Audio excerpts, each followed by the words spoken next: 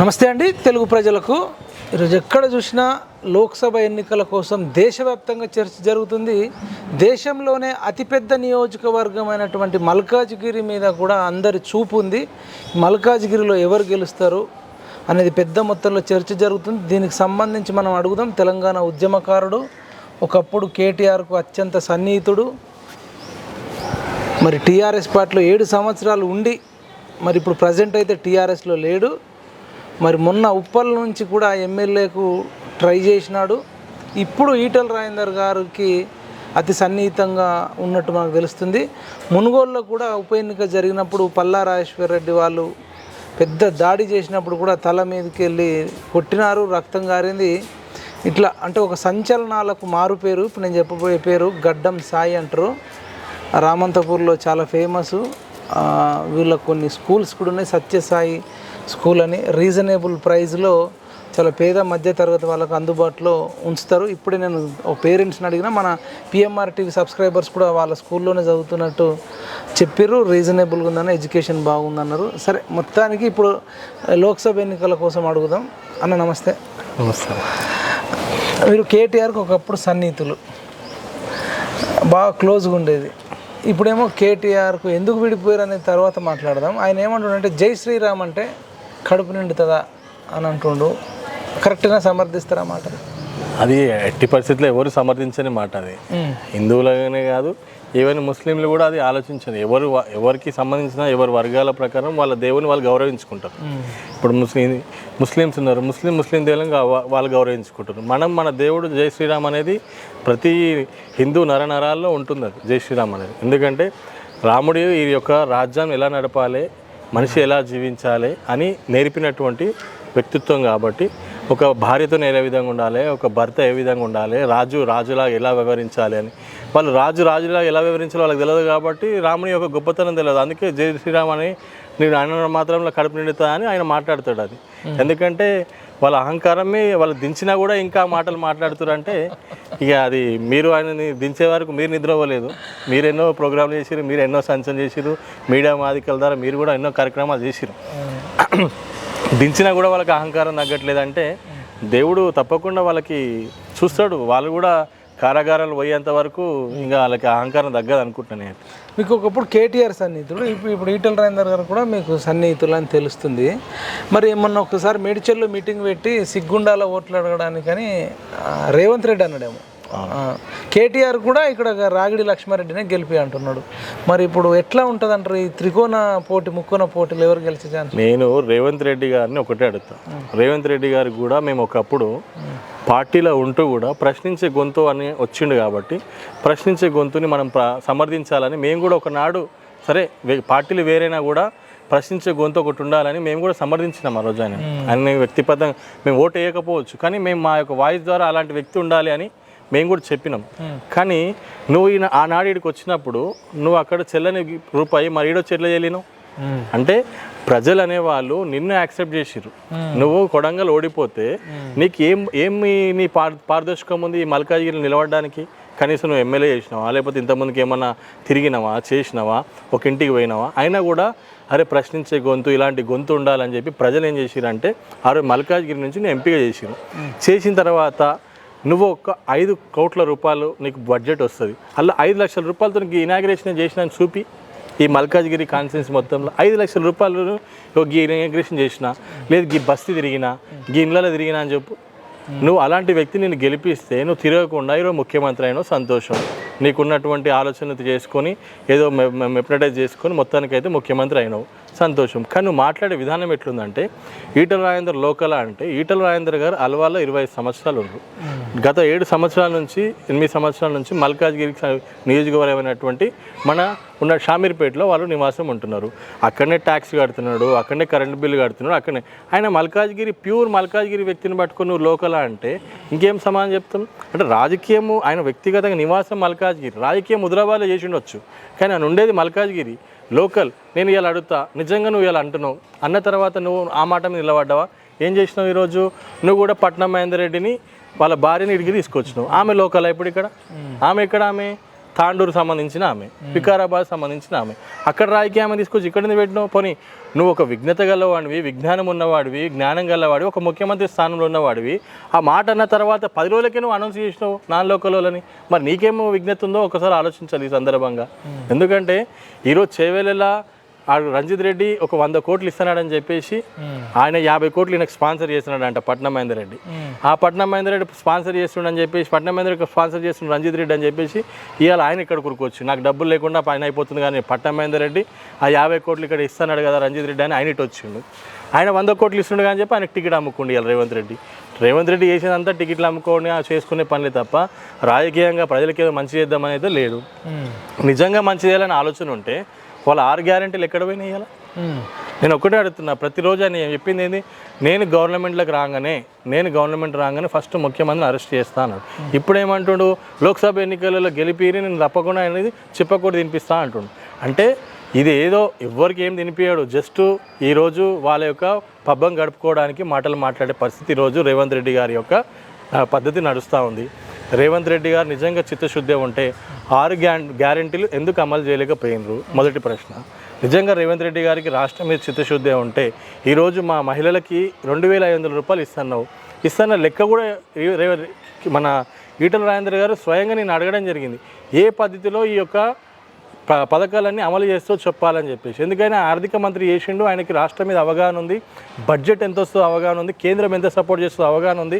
కాబట్టి ఇది అమలు కావని చెప్పేసి బల్లగుడ్డి చెప్తుండే ఈరోజు ఈటల రాజేందర్ గారు. అంటే ప్రజలకి నువ్వు రాజకీయంగా నువ్వు ఒక ముఖ్యమంత్రి పదవిని అనుభవించడానికి నువ్వు మాటలు చెప్పి వచ్చినావు ఇవ్వాలి తప్ప సేమ్ కేసీఆర్ ఎంత నువ్వంత ఇవ్వాలి.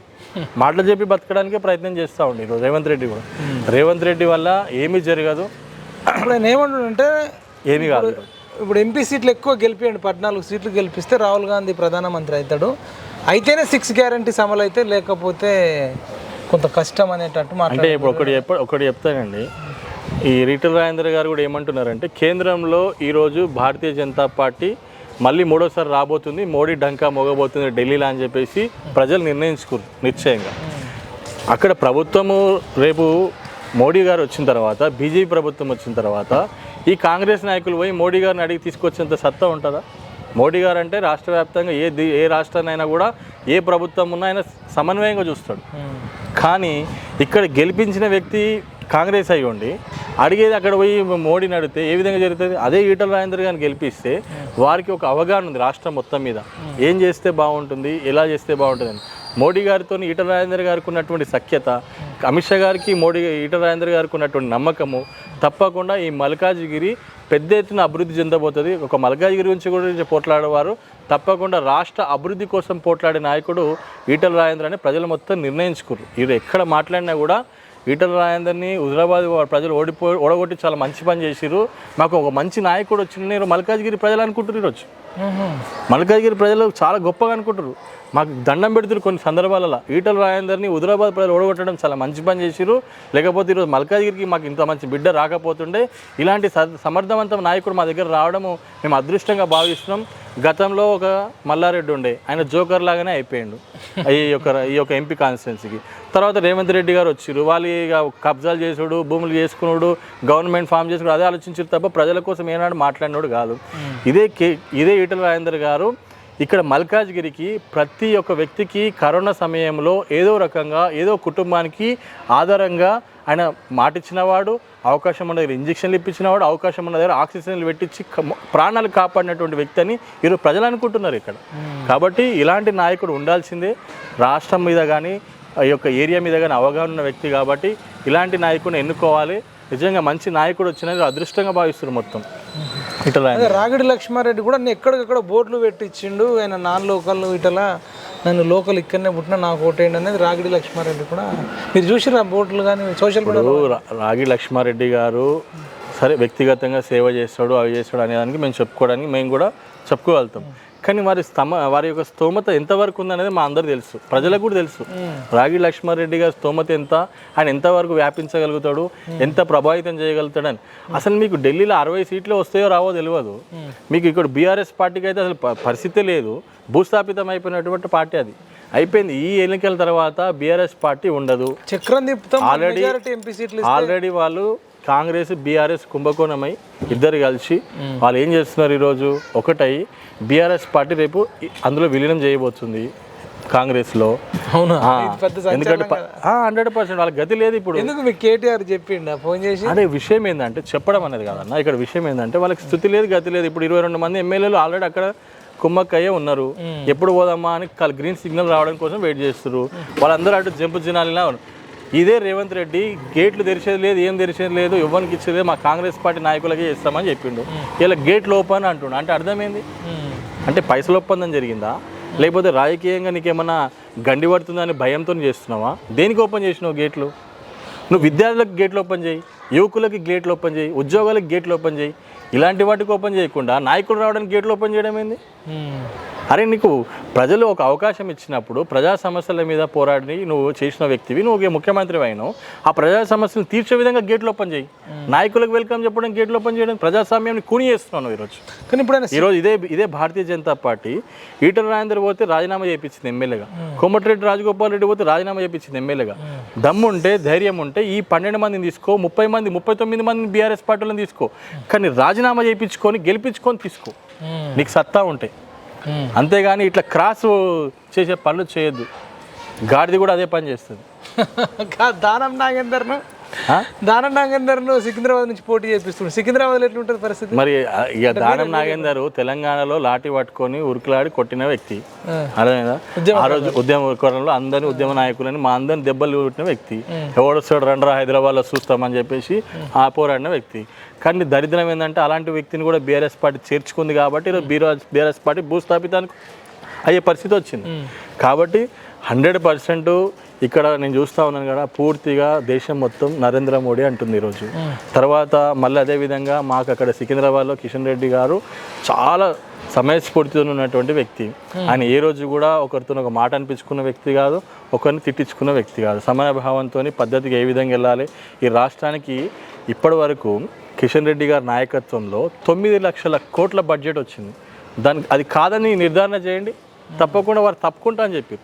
9 లక్షల కోట్ల బడ్జెట్ ఈరోజు కేంద్రం నుంచి వచ్చిందంటే ఎంతో గొప్ప విషయం.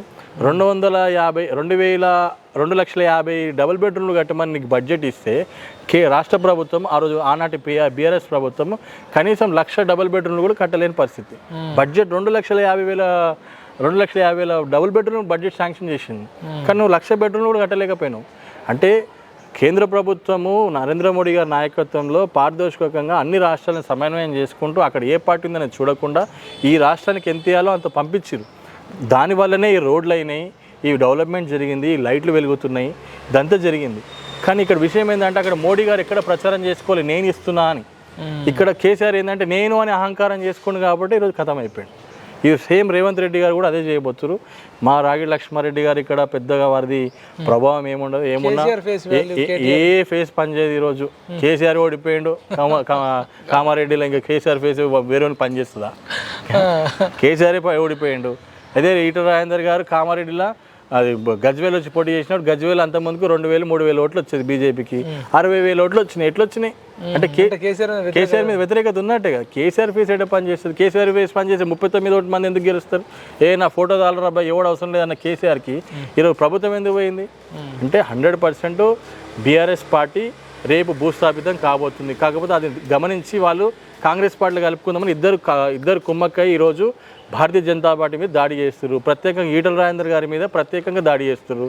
అది మళ్ళీ ఒక చిల్లర్ గారిని పట్టుకొచ్చి ఇన్ఛార్జ్ పెట్టిరు కౌశిక్ రెడ్డి గారిని, వాడిని మళ్ళీ పట్టుకొచ్చి ఏదో మాటలు అనిపించి ఏదో చేయాలని చేస్తున్నారు. ఏది చేసినా ప్రజలు ఘంటాపదంగా నరేంద్ర మోడీ గారి నాయకత్వం, మల్కాజిగిరిలో ఈటల రాజేందర్ గారి నాయకత్వం గెలవాల్సిందని నిర్ణయించుకున్నారు. ఎంతమంది నాయకులు అటువైనా, ఏ నాయకులు పైసలు పెట్టి కొనుక్కున్నా, హుజరాబాద్లో కూడా మొట్టమొదటిసారి ఎన్నికలు జరిగినప్పుడు ఓన్లీ ఈటల రాజేందర్ గారు వారి భార్యనే మిగిలిరు, సతీమణి. ఈటల రాజేందర్ గారు వాళ్ళ సతీమణే మిగిలిరు. అందరూ అమ్ముడు వేరు, వార్డు మెంబర్ అమ్ముడు వేరు, ఎంపీటీసీ అమ్ముడు వేరు, జెడ్పీటీసీ అమ్ముడు వేరు, అందరూ అమ్ముడు వేరు. ఆయన ఈటల రాజేందర్ గారు 25,000 ఓట్లతో గెలిచారు. ప్రజల నిర్ణయం తప్ప ఈ ఓట్లు నాయకులను కొనుక్కోవడము, ఎమ్మెల్యేలను కొనుక్కోవడం వల్ల ఏదో ఓటు మారుతుంది అనుకోవడం అన్నది అది నాయకుల యొక్క భ్రమ తప్ప. కానీ ఒక్క ఎమ్మెల్యే లేడు మీకు మల్కాజ్గిరిలో బీజేపీ నుంచి. ఏంది మీ ధైర్యం, మీ ఆత్మవిశ్వాసం? మా ఫస్ట్ ధైర్యం మా నరేంద్ర మోడీ. ఏం చేసి నరేంద్ర? సెకండ్ ధైర్యం మా జెండా, కాషాయ జెండా. మూడో ధైర్యం మా నాయకత్వం. నరేంద్ర మోడీ అసలు ఏం చేసిండు దేశానికి? కొన్ని లక్షల కోట్ల ఆదాయాన్ని ఆయనకి ఇస్తే ఇవాళ మరి ఏం చేసిండు అంటారు? నరేంద్ర మోడీ గారు కరోనా సమయంలో అన్ని దేశాలు, అమెరికా లాంటి దేశాలు కూడా అతలాకుతలం అయిపోయి, శ్రీలంక దేశం కూడా అతలాకుతలం పాతలంలోకి వెళ్ళిపోయింది. అలాంటి దేశాలన్నీ ఈరోజు నరేంద్ర మోడీ గారికి వెల్కమ్ చెప్తున్నాయి. రెడ్ కార్పెట్ ఒకనాడు వీజా అయినటువంటి నరేంద్ర మోడీ గారికి ఈరోజు రెడ్ కార్పెట్ వెల్కమ్ చెప్తున్నాయి. ముస్లిం కంట్రీస్ కూడా, ఇస్లామిక్ దేశాలు కూడా ఈరోజు నరేంద్ర మోడీ గారిని కౌగిలించుకుంటున్నాయి. అంటే ఈయననే ఒక హిందుత్వవాదిగా చూసినటువంటి నరేంద్ర మోడీ గారిని ఈరోజు ఇస్లామిక్ పెద్దలంతా కూడా అతన్ని కౌగిలించుకునే పరిస్థితి వచ్చిందంటే ఆయన నాయకత్వం ఈరోజు భారతదేశం యొక్క ఔన్నత్యాన్ని పెంచుతున్నాడు. ఒకటి, ఈరోజు భారతదేశం యొక్క ఆర్థిక స్థితిగతులను పెంచుతున్నాడు. ఈరోజు ఆర్థిక వ్యవస్థని 11వ స్థానం నుంచి 5వ స్థానానికి తీసుకొచ్చిండు. రేపు 3వ స్థానానికి కూడా ఎగ్గబోకే అవకాశం ఉంది. రానున్న రోజుల్లో స్టార్టప్ ఇండియా వల్ల అనేక మంది స్టార్టప్ ఇండియా ద్వారా ఎన్నో ఇండస్ట్రీస్ని ప్రారంభించారు. తప్పకుండా భారతదేశం ప్రపంచ పటంలో మొదటి స్థానానికి రావడానికి పోతా ఉండు. ఈరోజు భారతదేశం ఎక్కడ చూసినా కాషాయమయంగా అయిపోయింది. ఈరోజు 19 రాష్ట్రాలలో ఈరోజు భారతీయ జనతా పార్టీ ఉంది.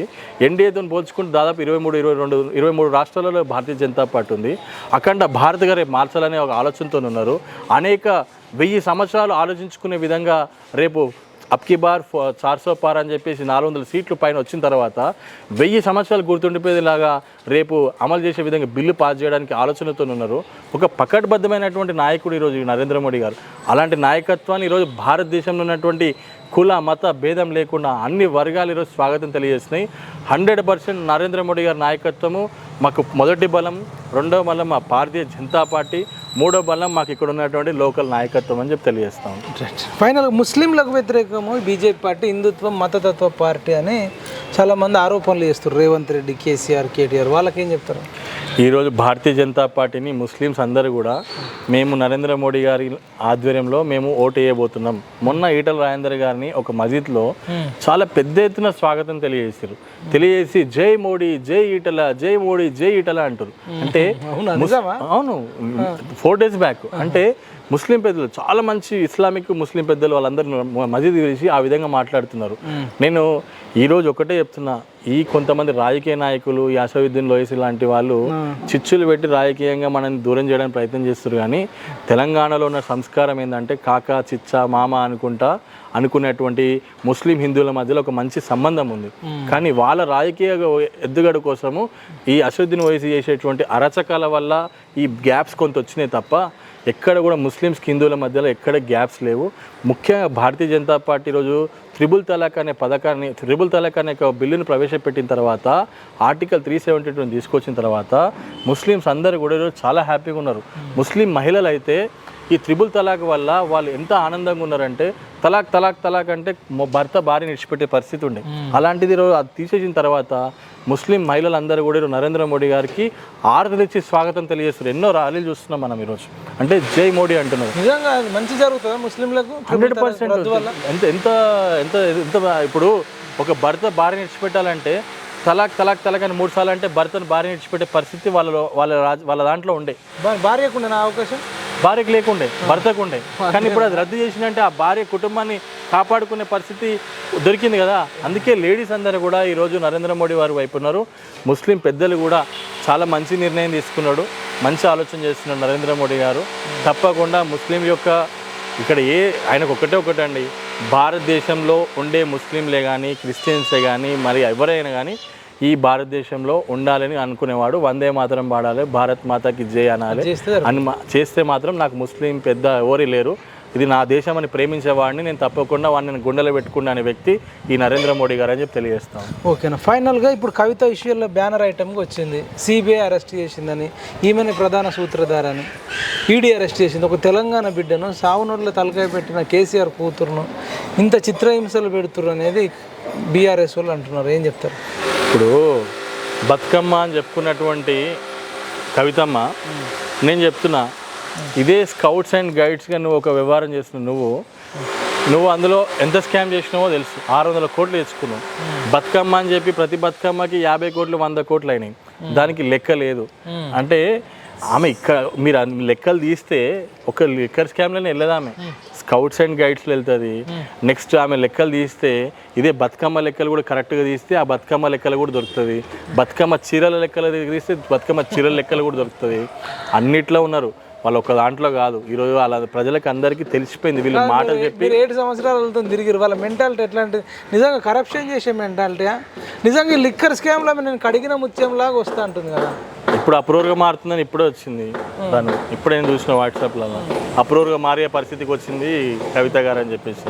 నేను ఒకటే చెప్తున్నా, కడిగిన ముత్యం అయితే మీరు కడిగిన ముత్యం వచ్చినప్పుడు తెలంగాణ, యావత్ తెలంగాణ కూడా స్వాగతిస్తుంది, తప్పులేదు. ఎందుకంటే మనకు చట్టం అన్నది ఒకటి ఉంటుంది. చట్టాన్ని మనము దాచుకొని పోలేం. ముఖ్యమంత్రి అరవింద్ కేజ్రీవాలే నీ వాళ్ళు ఇరికిండి ఈరోజు. అంతేనా? అరవింద్ కేజ్రీవాల్ ఈమె ఇరికలే, ఈమె వల్ల అరవింద్ కేజ్రీవాల్ ఇరికిండి ఈరోజు. మరి పరిస్థితి అంత ఈజీగా ఉండదు. చట్టానికి ఎవ్వరు వెనక్కి పోలేరు. చట్టం ముందు అందరూ తలదించాల్సిందే. చట్టం ముందు చేతులు కట్టుకొని నిలబడాల్సిందే. చట్టం ఎవరు చుట్టం కాదు. ఈరోజు ఈడీ అంటే వస్తే కూడా అందరూ ఏమంటారు, భారతీయ జనతా పార్టీ మెయింటైన్ చేస్తుందని అంటున్నారు. ED Bharatiya Janata party maintain చేసి అన్ని మాటలు బతకడానికి చెప్పే మాటలు ఇవన్నీ. ఈడీ 100% చట్టం ప్రకారం వస్తుంది. చట్టం ప్రకారం తను పని చేసుకుంటుంది. దాన్ని తప్పించుకునే ప్రయత్నం చేయాలనుకుంటే నువ్వు ప్రూవ్ చేసుకోవాలి. ఇది మనీ లాండరింగ్ కేసు కాదు, పొలిటికల్ లాండరింగ్ కేసు. ఇది బీజేపీ పక్కా ప్లాన్తో మమ్మల్ని అందుకే నేను ముందే ఆన్సర్ ఇచ్చిన. మీరు ఈ క్వశ్చన్ అడుగుతారని నేను ముందే ఆన్సర్ ఇచ్చిన. ఇక్కడ విషయం ఏంటంటే భారతీయ జనతా పార్టీ చేయాలనుకుంటే ఎప్పుడూ మన రాష్ట్ర ఎన్నికలు ఉన్నప్పుడే చేస్తుండే. రాష్ట్ర ఎన్నికలలో అప్పుడు ఎందుకు చేయలే? మరి అప్పుడు మాకు మంచి ఊపు ఉండే. మళ్ళీ ఇంకా వాస్తవం చేయాలంటే కవితను అరెస్ట్ చేస్తే మేము తప్పకుండా మేము మొత్తం బీజేపీకి వేస్తామని ప్రజలందరూ అనుకోరు. అయినా ఆ టైంలో చేయలేదు కదా. ఈడీకి ఒక సమయం పట్టింది దానికి ఒక రిపోర్ట్ తయారు చేయడానికి కానీ సబ్మిట్ చేయడానికి కానీ. ఆ సమయ భావంతో చేసింది తప్ప చేయాలనుకుంటే నేను రాష్ట్ర ఎన్నికలు జరిగినప్పుడే చేస్తుండే. చేయలేదు. 100% కవిత గారి యొక్క ఆలోచన ఏంటంటే ఆమె ఎక్కడెక్కడ డబ్బులు ఎట్లా సంపాదించుకోవాలి అలా సంపాదించుకుంది. నువ్వు ఒకప్పుడు కిరాయికున్న వ్యక్తివి 20 లక్షల వాచ్ ఎట్లా పెట్టినావు? కిరాయికున్న వ్యక్తివి నీ ఇంట్లో అనేక చైనా సామాన్లు, కోట్లలో ఉన్నటువంటి సామాన్లు, వెండి సామాన్లు ఎట్లా వచ్చినాయి? ఇవన్నీ కూడా ప్రజలు గమనించిండ్రు. మీరు ఏ విధంగా ఉండేనో, ఎట్లా మారినో అన్నీ తెలుసు. అన్నీ ప్రజలకు తెలుసు. ఈరోజు వాళ్ళు చేసుకుని తప్పిందంటే నిజంగా చెప్తున్నా, తెలంగాణ ప్రభుత్వం నిజాయితీగా ఉండుంటే ఒక 20 సంవత్సరాలు ఉండేది. వాళ్ళు నాయకులను కలవకుండా, ప్రజలను కలవకుండా, ఎవరికి పదవులు ఇవ్వకుండా దగ్గర పెట్టుకొని వాళ్ళ అహంకారం వల్లనే వాళ్ళు నష్టపోయినరు. ఇప్పుడు ఈటెల రాజేందర్ గారి ఇష్యూ, ఆయన టీఆర్ఎస్ నుంచి కరప్షన్ చేసిండని ఏదో బయటకు పంపారు. దానివల్ల ఇలా పతనం ఏమైనా స్టార్ట్ అయింది అనుకోవచ్చా? ఈటెల రాజేందర్ గారు ఏ రోజు ఏ కరప్షన్ చేయలేదు. ఆయన కడిగిన ముత్యము. ఎందుకంటే ఆయన ఎక్కడ కూడా చట్టపరంగా ఈయన దొంగ అని ప్రూవ్ చేయలేకపోయారు. ఎక్కడ చట్ట ప్రకారంగా ఈయనని అరెస్ట్ చేయలేదు. కేసులు పెట్టారు కదా, బాగానే మంది కేసులు 100 పెడతా. ఇప్పుడు మీరు నన్ను తిట్టరని పోయి కేసు పెడతా, అది ప్రూవ్ కావాలి, ఛార్జ్ షీట్ చేయాలి కదా. ఏ చేసినా ప్రూవ్ కాలేదు, ఎక్కడ కాలేదు, ప్రూవ్ కాలేదు. కోర్టు ఏం చెప్పింది? కోర్టు ఏం స్టే చేసింది. ఎక్కడ ప్రూవ్ కాలేదు. ఈయన పలానా ఈ విధంగా చేసిండు అనేది ఎక్కడ ప్రూవ్ కాలేదు. వాళ్ళ యొక్క ఈటెల రాజేందర్ గారు ఒక శక్తిగా మారుతున్నాడు. కరోనా తర్వాత ఈయన ప్రజల్లోకి వెళ్ళిపోయిండు. ఫైనాన్స్ మినిస్టర్గా గెలిచిండు. కరోనా తర్వాత అందరి దగ్గరికి వెళ్ళిపోయిండు. ఈయన రాష్ట్రం మొత్తం ఈటల అంటుంది. ఈయన కట్ చేయకపోతే ఇబ్బంది అవుతుంది, రేపు నా కొడుకుని ముఖ్యమంత్రి చేయలేకపోతానే ఉద్దేశంతో చేసినటువంటి పన్నాగం అది. నిజంగా నువ్వు రాష్ట్రంలో నువ్వు ఒక ముఖ్యమంత్రి ఉన్నప్పుడు, నువ్వు అధికారంగా ఉన్నప్పుడు ప్రూవ్ చేయలేకపోయినావు అంటే ఇప్పుడు ఇంకేం ప్రూవ్ అవుతుంది? నువ్వు నీ యొక్క అధికారం దాహంతో నువ్వు చేసినటువంటి పని అది. నువ్వు అధికారంగా ఉందని చెప్పేసి నువ్వు ఆ రోజు ఈటెల రాజేందర్ మీద విషయం జిమ్మినావు తప్ప, కడిగిన ముత్యంగా ప్రజలు ఆయనను మళ్ళీ గెలిపించి 25,000 ఓట్లతో తప్పకుండా. రెండోసారి ఓడిపోవడం కారణం ఏంటంటే 2 జాగాలు నిలబడడం ఒక ప్రథమ తప్పు. తిరగలేకపోయాడు. అన్న ఏమైందంటే హుజురాబాద్కి 2 సార్లు వచ్చిండు. అయినా ప్రజలు కడుపులో కాపాడుకోరు. ఆయన అన్ని ఓట్లు వచ్చినాయండి. 15,000 ఓట్లతోనే కదా పోయింది, పెద్ద ఓట్లు కాదు. అక్కడ 1,500 ఉన్న ఓట్ల కాడ 60,000 ఓట్లు వచ్చినాయి కదా. అంటే ఎక్కడ ఆయనకి తగ్గలేదు. తప్పకుండా నేను చెప్తున్నా కదా, 1,00,000 మెజారిటీతోని మల్కాజ్గిరి గడ్డ మీద ఆయన జెండా ఎగరబోతుంది, కాషాయ జెండా. 100% ఈటెల రాజేందర్ గారే ఈ మల్కాజ్గిరికి రేపు కాబోయే ఎంపీ అని ప్రజలు నిర్ణయించుకురు. మనం ఎన్ని డబ్బులు ఇచ్చినా, ఎవరు ఎన్ని చేసినా కూడా మారే పరిస్థితి లేదు. ఒక మంచి నాయకుడు వచ్చిండు. ఇప్పుడు మాకు ఇక్కడ అనేక సమస్యలు ఉన్నాయి లోకల్లో. అవును, ఏదో కేసీఆర్ నగర్ కేసీఆర్ నగర్ ఉంది, కేటీఆర్ నగర్ అని ఉంది, ఇక్కడ సత్యనగర్ అని ఉంది, రామరెడ్డి నగర్, కామాక్షిపురం, వాసవి నగర్, వివేక్ నగర్, ఇవన్నీ ఏరియాలంతా కూడా పొల్యూషన్కి మేము సతమతం అవుతున్నాం. ఇప్పుడున్న శ్రీనగర్ కాలనీ కానీ ఇవన్నీ కూడా పొల్యూషన్కి సతమతం అవుతున్నాయి. మాకు ఇక్కడ నాలా ఉంటుంది. ఈ నాలా ఏంటంటే ఒకప్పుడు మంచినీళ్ళకి పోయే నాలా ఇది. కాలక్రమేణా ఈ ఈ రాజకీయ నాయకుల వల్ల వాళ్ళు తీసుకొచ్చి డ్రైనేజ్ కలిపారు. వికారాబాద్ నుంచి ప్రారంభమైనటువంటి నాల అనంతగిరి నుంచి హిల్స్ నుంచి వచ్చే మంచినీళ్ళు హైదరాబాద్ రాగానే ఎందుకు చెడ్డ నీళ్ళు అవుతున్నాయి? అవి ఎందుకు డ్రైనేజ్ నీళ్ళు అవుతున్నాయి? ఇంకా అదొక దీని మీద పెద్ద తీసుకోవాలి. ఎందుకంటే అక్కడ నుంచి మంచినీళ్ళ ప్రయాణం స్టార్ట్ అయ్యి హైదరాబాద్ చేరుకున్నాక డ్రైనేజ్ ఎందుకు మారుతుంది అంటే మూసి అనేది మురికి కాదు, మూసి అనేది తాగునీటి పోయే నది. అది అలాంటి మూసిని ఈరోజు మురికిని చేసిరు. ఎవరి వల్ల? రాజకీయ నాయకుల వల్ల. వాళ్ళు కరెక్ట్గా డ్రైనేజ్ సిస్టమ్ని ప్లాన్ చేయకపోవడం వల్ల ఈరోజు హైదరాబాద్కి మూసి అనేది ఒక హారం లాంటిది. ఈ భాగ్యనగరానికి మూసి అనేది ఒక హారం లాంటిది. దేనికి హారము? ఉష్క తీసుకోవడానికి కానీ, నీళ్ళు తాగడానికి కానీ, దాహం తీర్చడానికి కానీ. కానీ ఈరోజు ఈ భాగ్యనగరం ఏమైపోయిందంటే ఉరితాడైంది మూసి. ఈ భాగ్యనగరానికి మూసి ఉరితాడైపోయింది. అమోనియా ఫామ్ అయింది, లెడ్ ఫామ్ అయింది. ఈ వాసనతోని, దుర్వాసనతోని ఈరోజు హైదరాబాద్ భాగ్యనగరం చుట్టుప్రక్కల ఉన్నటువంటి అంబర్పేట కానీ, ఉప్పలే కానీ, ముషిరాబాద్ కానీ, బోడుప్పలే కానీ, మేడ్చలే కానీ, అటున్నటువంటి మన ఇంకో నాంపల్లి కానీ, ఇవన్నిటికి కూడా ఈరోజు ఉరితాడుగా మారిపోయి స్మెల్, అనేక చర్మ వ్యాధులు, బోన్స్ అరిగిపోవడము, బోన్స్ని తినేయడము, ఇదంతా మూసి వల్లనే జరుగుతుంది. కానీ ఏ నాయకుడు కూడా మూసి నేను ప్రక్షాళన చేస్తా, నేను డబ్బులు శాంక్షన్ చేసిన అంటాడు తప్ప మూసి మీద పట్టించుకునే నాదుడు లేడు. ఈరోజు మా కేసీఆర్, కేటీఆర్ ఇవన్నీ కూడా ఆ మూసికి దగ్గరుండి రోడ్లు లేవు, నీళ్లు లేవు, చాలా ఇబ్బందులు పడుతూ ఉన్నారు. ప్రభుత్వం వచ్చిన తర్వాత ఒక రోడ్ వేసింది లేదు, పట్టించుకునే నాదులు లేదు. సిట్టింగ్ ఎంపీ రేవంత్ రెడ్డి కదా దాన్ని అదే చెప్తున్నా కదా. నేను 5 లక్షల రూపాయలు శాంక్షన్ చేసిన ఒక్క శిలాపాలకం చూపించమంటున్నా.